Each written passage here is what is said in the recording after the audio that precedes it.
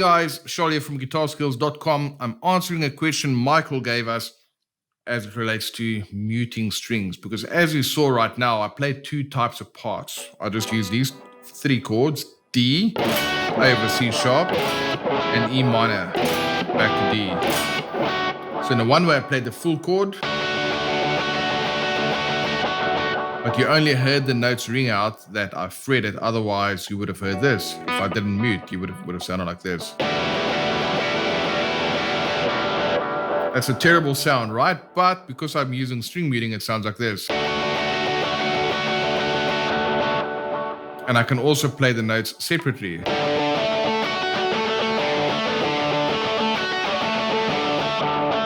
So it's important to notice that my right hand, I'm not just playing very specific strings, right?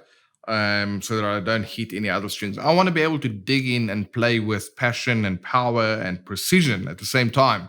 So in order to have power and precision at the same time, you need to use muting, because we're going to, some notes we want it to ring out, others we don't. So in this instance, my chords, let's just check it out quickly. It's 5, 7, skip G, 7.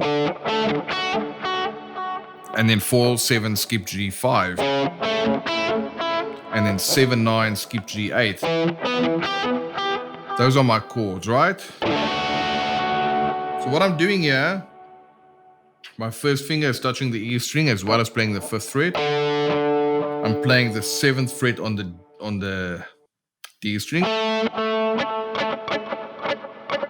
Then my middle finger, actually my first finger and my third finger kind of together, touching the G string. I'm fretting the 7th fret on the B string. And then my pinky as well as this part of my finger here touching the E string. And that's what you got to strive for there, so that I can get 3 notes to ring. If I take the delay off, it'll sound like this. And then, so yeah, my first finger is touching the E string. I'm playing the 4th fret on the A. My pinky is playing the 7th fret on the D. Then my pinky is touching the open G. You can also touch it with the first finger. My middle finger is playing the 5th fret in the B. And then my first finger is touching the E string so that it doesn't ring out. So wherever you see the crosses on the diagram, those strings have to be muted. All right, so I have a similar thing when I'm splitting the chords. Still, as I'm picking this pattern, when I'm strumming it, I am still hitting some other strings that's not supposed to ring out, and that's why they're not ringing out, because I'm using that muting like I've shown him before. Here's the second chord, A over C sharp.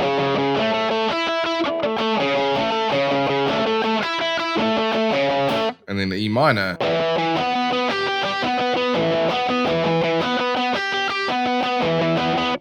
So whenever you just hold the strings like this,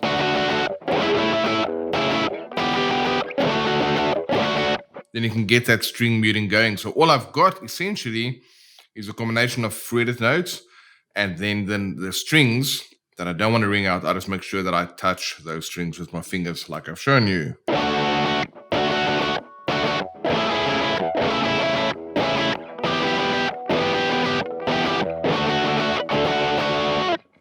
All right, so that is the basics of string muting. You just need to find a comfortable way to fret the notes that you want to play, and then at the same time, within that comfortable position, get some of your fingers and part of your hand to actually touch the strings that you don't want to ring out. So you don't have to use like a complicated rhythmic pattern like I've done, which essentially is a 16th note based polyrhythmic pattern. If you want to check out that pattern, there's a link in the description box that'll take you to that exact video, but you can start off nice and easy. And you can take any chords you want. If you use these open triads, then you can go ahead and just really practicing your string muting, right? So it works for both single chords, or single notes rather,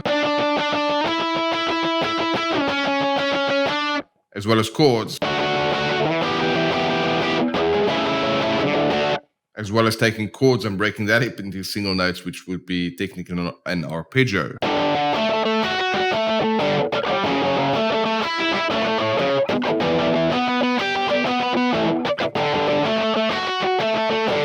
All right, very, very effective when you get this into your playing, because then that means you can play with both power and precision. You don't want to sacrifice power or intensity or energy when you're strumming and playing for the sake of precision, because you're scared you're going to hit a string that you shouldn't hit. Hit that string, but just make sure that you control the environment, which is mute that string so that it doesn't ring out, that you can really dig in. And when you play with both power and precision, that is a wonderful thing. And then you just got to practice that technique. And over time, you can start developing your own voice and your own style of playing. All right, guys, really hope you enjoyed this video. That's it for this lesson. Please go ahead and give us a thumbs up. Leave a comment in the description box below. And be sure to subscribe to the channel so you can get notified whenever we release new videos just like this one. All right, I really hope you enjoyed this video where we looked at ways in which you can play more melodically on the guitar by making use of your mental understanding, your oral ability by hearing music and melodic ideas, and then the physical ability of actually mapping out the notes on the guitar. Now, this is all just the start of a whole wonderful journey, and if you'd like to dig deeper and learn more about how you can compose these different kinds of parts, as well as get access to the backing track that I used in this example, well, we've got a 7-day worship guitar skills challenge, which you can sign up for free. The link is in the description box. When you sign up for the 7-day challenge, you will learn 15 different kinds of guitar parts, making use of these chord tones in a musical and melodic fashion.